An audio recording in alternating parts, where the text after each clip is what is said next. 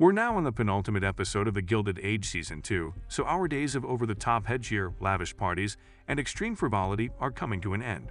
And this week, the TV gods have served up a real treat, one laced with deceit, poverty, and even death. Let us first discuss the festivities. Manhattan is a hive of patriotic activity as the president, Chester Arthur, is scheduled to visit for the Brooklyn Bridge unveiling. Mrs. Astor tells Bertha that she would assist Mrs. Roebling with the official opening celebration and that she has finally obtained the Russells the coveted box at the Academy of Music. I can't be the only one who doesn't give a damn about the Brooklyn Bridge opening. Show, are you not aware that more significant events are taking place? Take your bridge and get out of here. Oscar has fallen prey to a con artist. Yes, it was all too predictable, but it's clear that Oscar was completely conned by a fraudulent hussy. The Casterbridge Pacific never existed. Do you suppose Oscar is feeling as devastated as the Nate people who were watching this and truly believed in Maud and Casterbridge? I mean, they probably didn't lose all of their money on it, but just picture thinking, wow, Oscar is going to make so much from this great railroad deal. And then learning that Maud is actually Scrooge McDucking it in a railcar full of gold coins rather than actually visiting her aunt in Newport. I'll be the first to acknowledge that I miscalculated how this scam would unfold.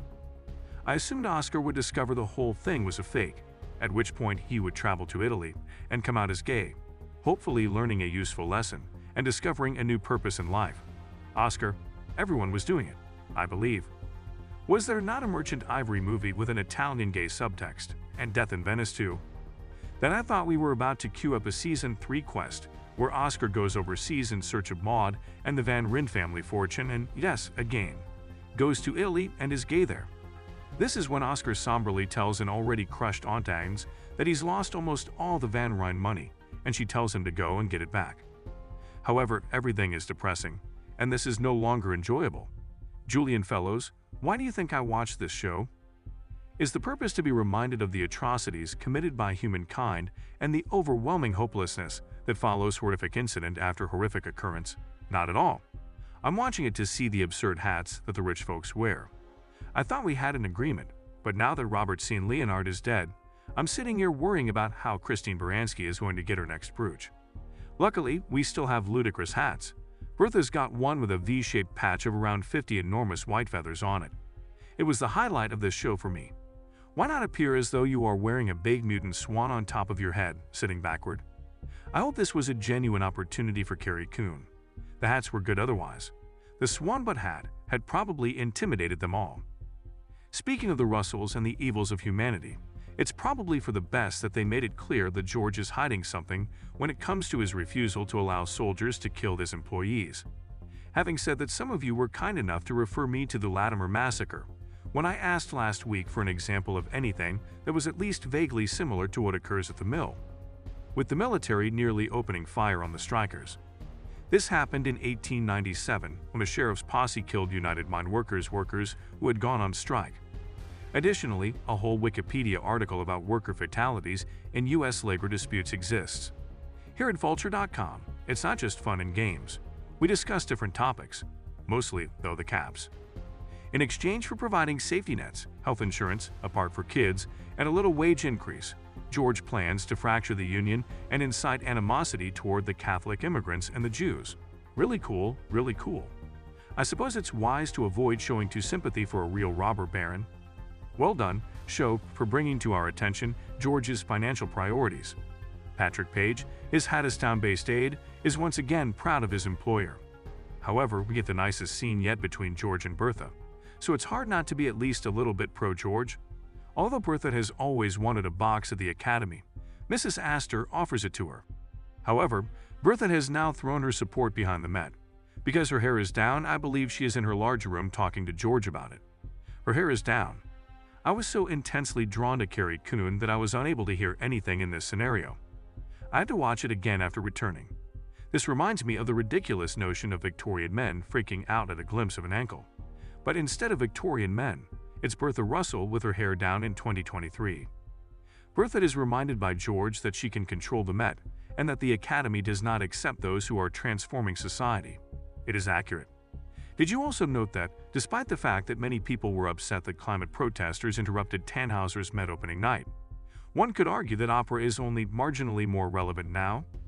Perhaps you should recognize that you are a part of history, as numerous social justice movements over the past century have done similar actions that led to their eventual vindication.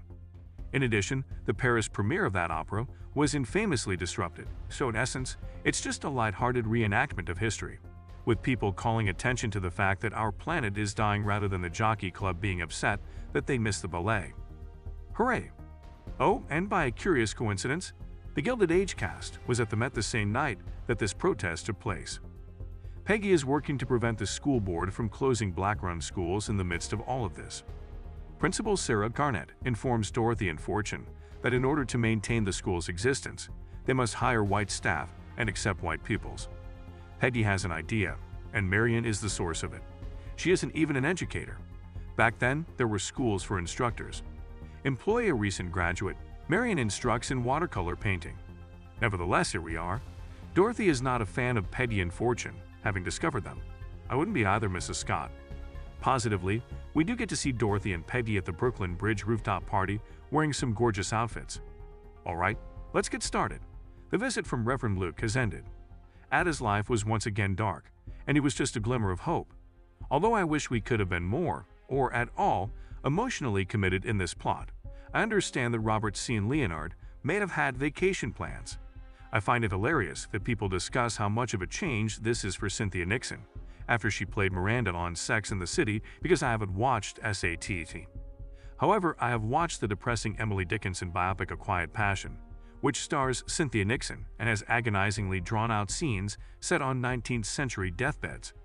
This seems very typical for Miss Nixon, in my opinion. Wild Nights with Emily is a lot nicer and gayer. Okay, let's get back to Reverend Luke's demise. It happens really fast. He passes away while he is at Agnes's, and rather than dying there as he had intended, he lives there for the remainder of his days. It's fantastic that Agnes makes sure Ada takes care of herself in any way, and she has a lovely chat with Reverend Luke before he guised Marion and Larry had their moment, and maybe by the end, their relationship will have progressed. It's happening, as we all know. After the bridge opened, he checked in with her, and it seems that he has fully recovered from his ride or die. They stroll together, which suggests that by the next week, she might end her relationship with Dashiell. Where is Mrs. Winterton as we come to an end? There's so much negativity in the air, and all I want to see is Mrs. Winterton coming up with something just as evil as her soup idea. A thumbtack on Bertha's chair, perhaps. We don't even get to witness her calmly gazing into a fire while tearing up an image of the Russells from a newspaper. Her absence has simply led me to believe that life is unfair and that we don't always obtain our wish. But occasionally we do get what we need. Bertha Russell looking all laid out. Talk-worthy items for Mrs. Astor's upcoming ball. If you can't use Scrooge McDuck to gain entry to a coin vault, I'm not sure if you've made it or not. I've discussed with my haberdasher my desire for my next hat to be fully decorated with feathers and ribbon, drawing inspiration from the Spanish War of Succession. Oscar Van Ryn, have you heard of him? In an attempt to reclaim his stolen wealth and get platonically married to the person who took it from him, he sets out on a hot air balloon voyage. Oh, is that not the case? Is he going to spend his time in his room moping? Yes, that is an additional choice.